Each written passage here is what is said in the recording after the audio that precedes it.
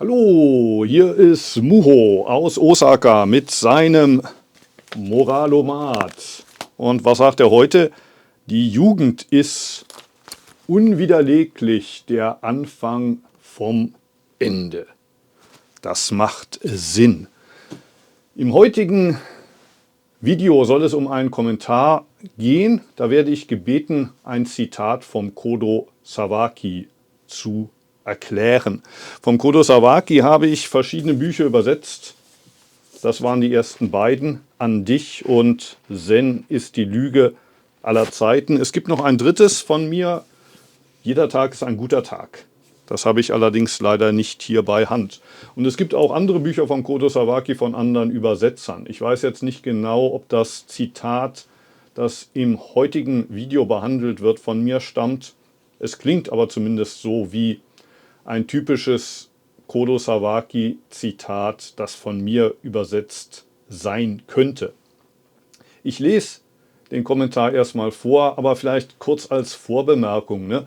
Nur weil ich Kodo Sawaki übersetzt habe, bedeutet das nicht, dass ich sein offizieller Pressevertreter bin.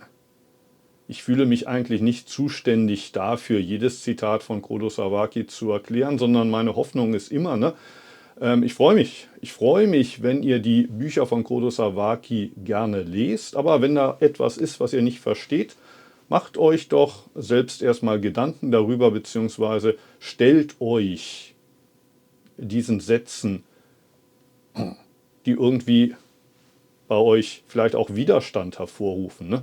Oft sind das die wichtigsten. Und anstatt dann gleich zum Muho zu gehen und sagen, kannst du erstmal irgendwie erklären, sitzt damit, würde ich sagen. Aber genug der Vorrede, ich lese mal vor. Hallo Muho, kannst du bitte dies von Kodo Sawaki kommentieren oder deine Erfahrung damit mitteilen? Ich persönlich versuche dies umzusetzen, aber ertappe mich oft dabei, dass ich Angst bekomme. Danke im Voraus. Und jetzt das Zitat, um das es geht.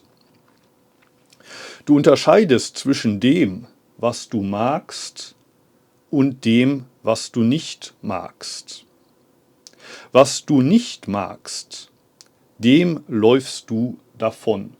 Und ich habe ein bisschen das Gefühl, dass vielleicht der Kommentarschreiber hier einen Satz weglässt. Für mein Gefühl sollte Kodo Sawaki erstmal sagen, die Dinge, die du magst, denen läufst du hinterher, und den anderen Dingen, die du nicht magst, denen läufst du davon. Aber geschenkt. Deine Illusionen sind wie ein Versteckspiel.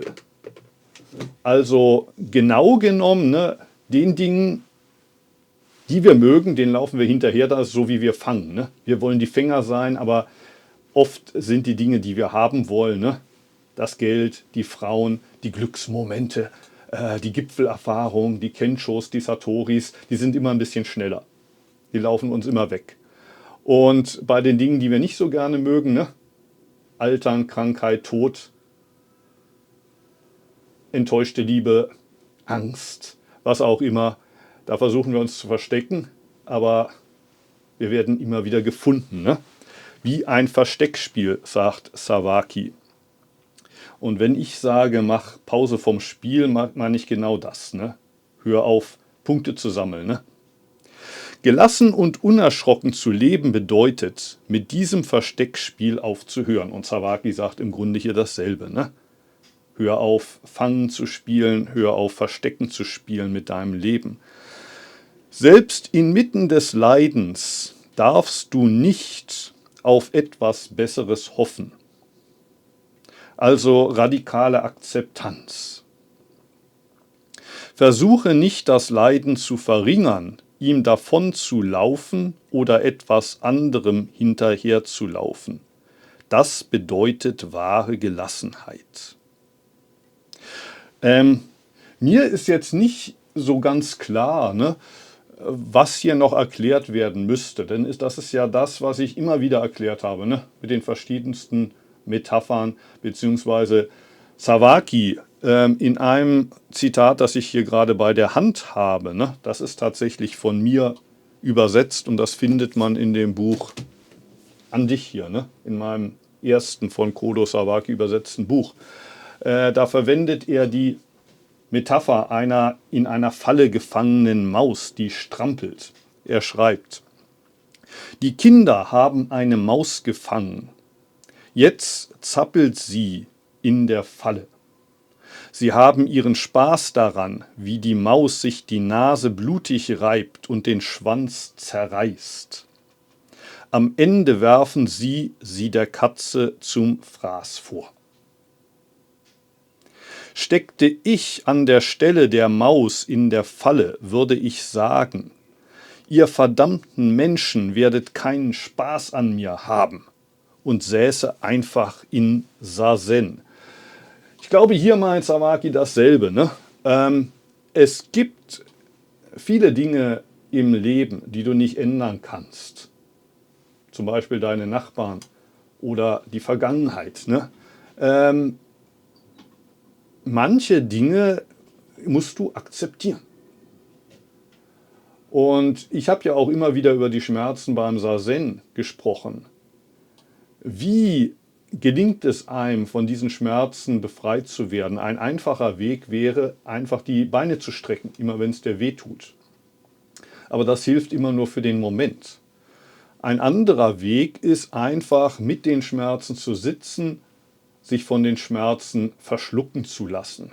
Habe ich immer wieder gesagt. Ne? Lass dich von den Schmerzen schlucken. Eine andere Metapher, die ich verwendet habe, ist das Sterben auf dem Kissen. Insofern kann ich auch verstehen, dass der Kommentarschreiber sagt, mir macht das Angst. Es ging ja in den letzten Wochen auch um die Frage, kann man Sesshin auch alleine machen? Und das ist letztlich auch die Frage, wieso kann ich nicht auch einfach bei mir im Zimmer sitzen und da auf dem Kissen sterben? Geht das auch? Theoretisch schon, ne? Aber wenn man eine Sangha hat, die Unterstützung der Sangha, und alle Mitglieder der Sangha sind sich im Grunde einig, dass sie bereit sind, alles zu geben. Und dadurch helfen sie den anderen, aber es hilft ihnen ebenfalls, weil sie wissen, die anderen sind auch bereit, hier alles zu geben auf dem Kissen. Ne? Ohne diese Hilfe der Sangha kann ich mir tatsächlich vorstellen, dass es sehr schwierig, vielleicht sogar unmöglich ist, ne, diese Angst zu überwinden. Wenn du aber weißt, da ist eine Sangha, die ist für mich da, das kann helfen, mit dieser Angst umzugehen. Denn natürlich am Ende des Tages, ne, du willst nicht sterben. Du willst nicht sterben, du willst nicht durch dieses berühmte Nadelöhr. Aber eine Sangha von Menschen, die denselben Weg mit dir gehen wollen, kann dir dabei helfen. Oder wenn es wirklich schlimme, schwere, tiefsitzende psychische Ursachen hat, ne, Panikattacken, kann es natürlich auch sein, dass vielleicht Zen zu diesem Zeitpunkt in deinem Leben gar nicht das Richtige für dich ist. Das habe ich ja auch immer wieder gesagt, dass Zen kein Ersatz ist für eine Therapie und ein Zen-Lehrer ist kein Ersatz für einen Therapeuten. Ne? Also wenn das wirklich eine Angst ist, die tief sitzt und die du vielleicht erstmal im Lichte einer Psychotherapie beleuchten solltest, ne, dann würde ich dir das auf alle Fälle empfehlen, bevor du ganz allein in deinem Zimmerchen saßt. Ne? Ich lese mir jetzt den Kodo Sawaki durch und ich sitze jetzt, ne, wie die Maus in der Falle und lasse mich da zu Tode quälen oder quäle mich selber zu Tode. Ne? Darum geht es nicht. Eine andere Sache, die auch immer wieder angesprochen wurde, die ich vielleicht jetzt auch noch sage, ne? Also natürlich bedeutet radikale Akzeptanz nicht, dass man gar nichts ändert in seinem Leben. Es gibt Dinge, die du ändern kannst, ne? Die du ändern solltest, aber du musst immer beginnen mit der Akzeptanz der Situation, so wie sie heute ist. Das bedeutet nicht, dass du morgen alles genauso machen musst. Das bedeutet auch nicht, dass du dir alles gefallen lassen musst. Aber du solltest zumindest auch mal lernen, dich auch auf den Standpunkt der anderen zu stellen. Ne? Und am Ende des Tages, ne, also ich bin kein Christ, aber für mich das Beispiel von Jesus am Kreuz, das ist etwas, wo ich eben auch sage, da können wir alle lernen von. Ne? Wobei Jesus auch jemand ist, der deutlich gegen Ungerechtigkeit vorgegangen ist. Ne? Aber frag dich mal, ne, ob es wirklich immer du bist, der diskriminiert wird. Ne? Und jetzt beziehe ich mich natürlich nicht mehr auf den heutigen Kommentar, sondern um das, worum es vor ein paar Tagen ging. Ne? Wir haben immer das Gefühl, dass wir die Opfer sind, die Diskriminierten. Ne? Aber eine Sache ist, sich zu fragen, was könnten die anderen tun, damit es mir besser geht? Und das ist eine ganze Menge. Eine andere Sache ist, sich zu fragen, und was könnte ich vielleicht tun, ne? Damit es mir besser geht und damit es auch den anderen besser geht. Ne? Und manchmal ist Akzeptanz der erste Schritt dazu, ne? Zu einem Leben, das schöner ist. Ne? Okay, Dankeschön für die Frage, Dankeschön fürs Zuschauen. Wir sehen uns wieder. Tschüss.